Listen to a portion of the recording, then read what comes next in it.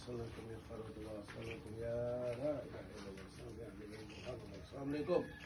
صلى الله عليكم ورحمة ربنا عليكم ومغفرة ربنا السلام عليكم ورحمة ربنا عليكم السلام عليكم السلام عليكم أهل الكبار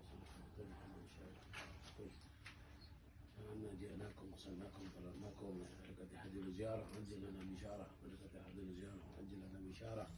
بركة حد الزيارة عجل لنا بشارة فاتحة وآية الكرسي وصلاة واحدة عشر من سورة الإخلاص ومعوذتين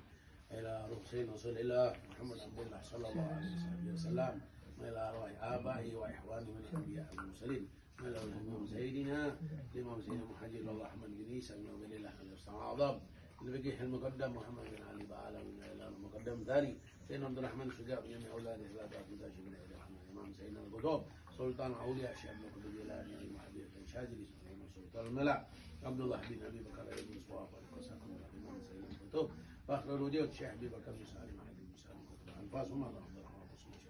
إرشاد شل عبد الله بن عبد الله الزنبر وأقدار وقسم الأرواح من لا إله